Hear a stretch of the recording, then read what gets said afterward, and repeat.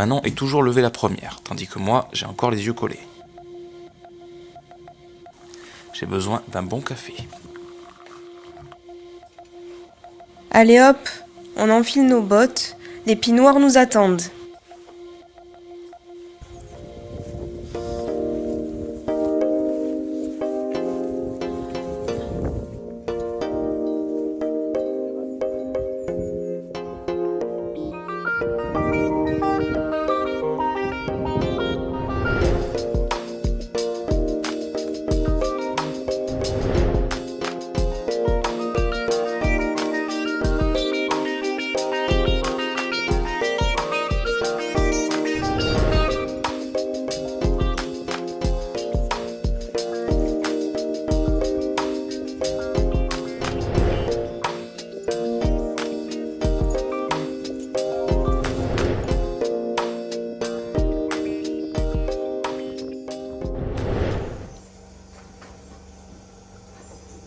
Avant de commencer la traite, il est important de bien nettoyer les trayons des vaches afin d'éviter tout risque d'infection.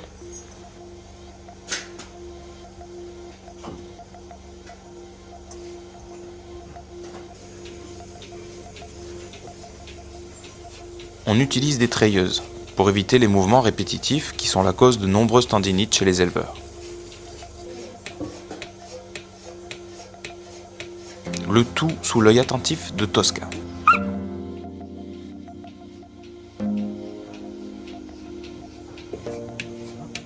J'ai abandonné un travail que j'ai exercé pendant plus de 10 ans pour essayer de redonner du sens à ma vie.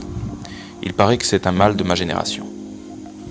On passe en moyenne 20% de notre vie au travail, alors il nous semblait primordial de consacrer ce temps à une activité en accord avec nos envies et nos valeurs, pour se lever chaque matin avec le sourire, et pour ne pas alourdir le nombre de burn-out au travail, parce que ça aussi c'est un mal de ma génération.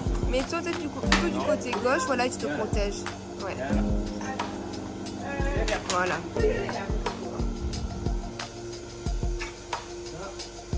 La partie du boulot préférée de Flavien, ramasser les bouses.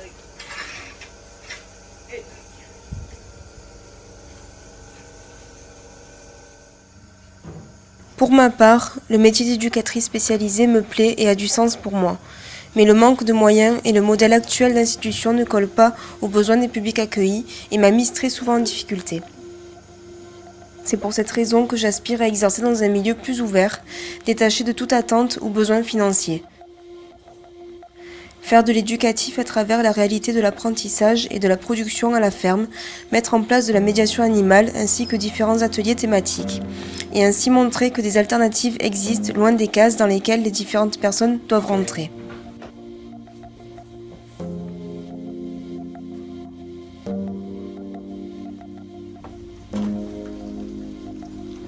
Après avoir nourri les veaux, on prépare la pâtée pour les volailles. On utilise le petit lait des préparations de fromage, du son et des graines. Céline et Christophe ont acquis leur ferme il y a plus de 25 ans. Ils disposent de 18 hectares afin d'y élever un troupeau de 9 vaches de race pie-noire, ainsi que des volailles et des moutons. L'association WOOF, qui nous a permis de les rencontrer, a pour mission la diffusion de savoir-faire de l'agroécologie paysanne. Elle est présente dans plus de 130 pays dans le monde. En 2021, elle a comptabilisé environ 20 000 adhésions en France, ce qui représente plus de 50% des adhésions mondiales.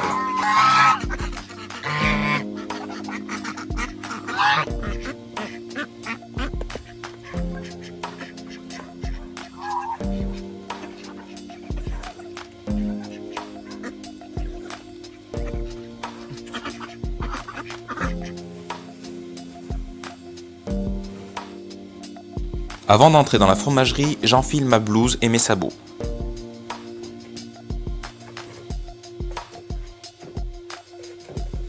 Le tout en vert clair, c'est important pour moi de garder du style.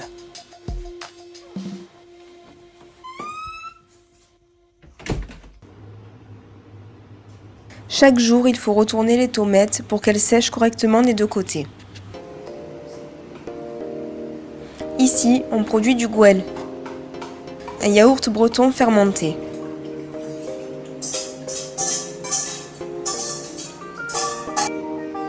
Légèrement acidulé, il a une consistance onctueuse et se marie très bien avec de la confiture.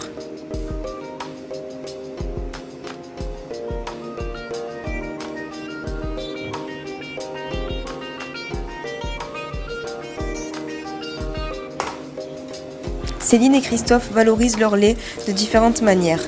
On a tout goûté et faites-nous confiance, tout est excellent.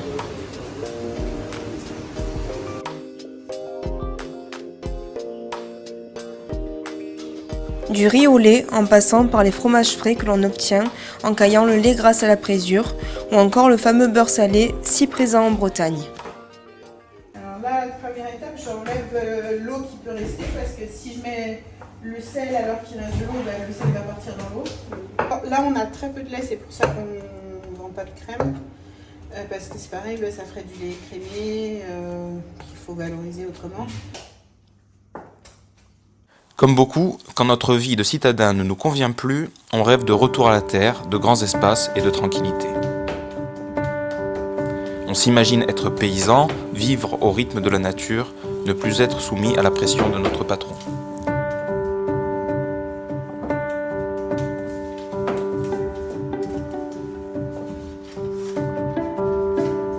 Mais la condition paysanne n'est pourtant pas au beau fixe.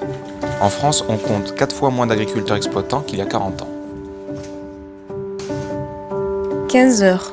On charge le camion pour aller vendre tous ces bons produits au marché.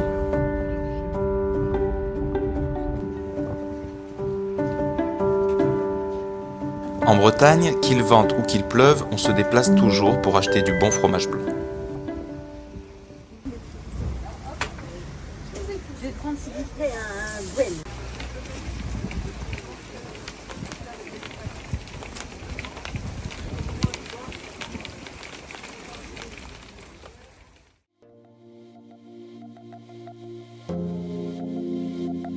Fin de journée, on se réchauffe avec un bon feu.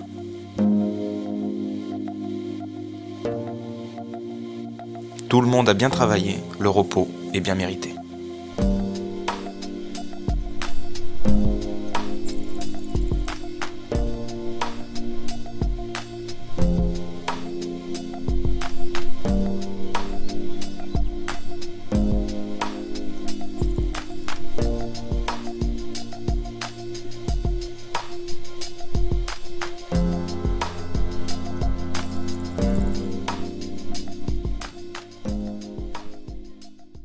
Pourquoi le lait en particulier? Est-ce qu'il y a une histoire derrière ça?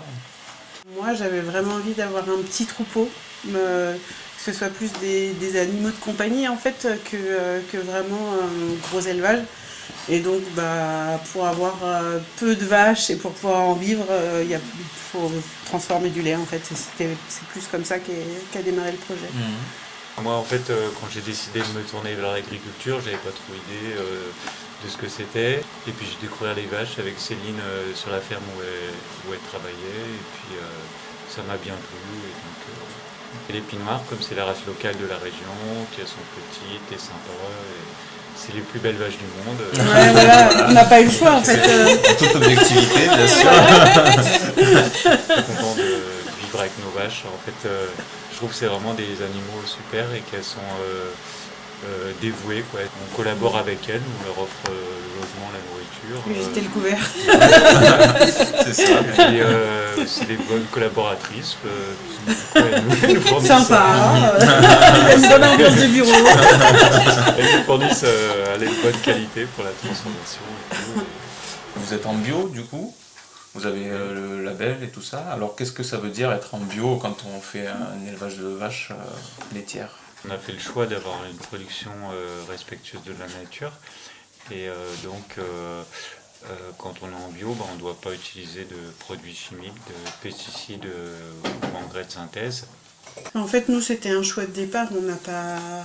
Ça n'a pas été après une progression dans notre façon de produire. On a choisi d'être en bio dès le départ. Christophe, il avait fait un BTS gestion et protection de la nature. Et c'était un peu une suite aussi de se dire que l'action qu'on pouvait avoir, nous, sur l'environnement, alors on peut avoir une action globale par notre consommation, etc., mais aussi par notre métier, de pouvoir intégrer ça. Déjà, le choix d'une race locale, il y a une volonté de sauvegarde d'un patrimoine. Et puis, c'est aussi préserver des réelles qualités, alors qui ne sont pas forcément valorisées dans une agriculture intensive, mais qui, à mon avis, un jour vont être vraiment valorisées parce que c'est des animaux qui sont beaucoup plus rustiques, qui peuvent se débrouiller tout seuls, je sais pas, par exemple, pour faire leur veau, où on n'a pas plein de frais vétérinaires.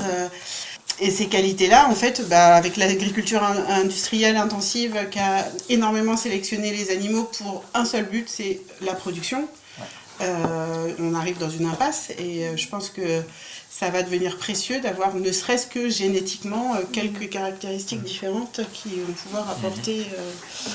C'est pas juste un engagement militant, c'est aussi, aussi une tranquillité d'avoir des animaux dont on n'a pas besoin, d'appeler le vétérinaire toutes les semaines.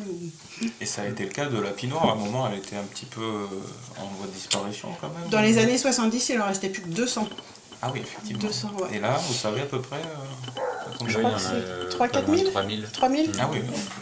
Par rapport à ce que disait Céline, l'intérêt de conserver au niveau génétique les caractéristiques de la race, par exemple, ça sert déjà aux éleveurs intensifs qui ont des Holstein.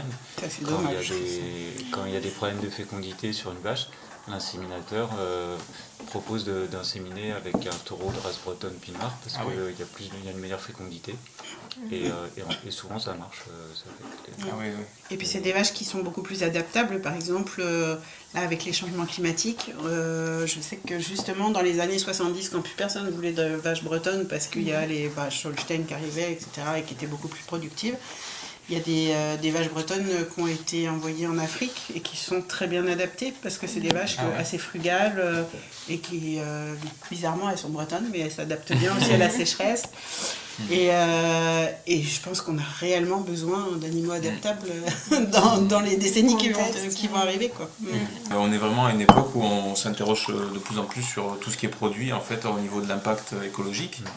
Et des fois, on pointe un peu du doigt aussi les éleveurs en les accusant de consommer beaucoup de ressources pour ce qu'ils produisent. En fait, ça dépend du mode d'élevage. Je pense que la réalité là-dedans, c'est qu'il faut moins d'élevage et moins d'élevage industriel. Ouais.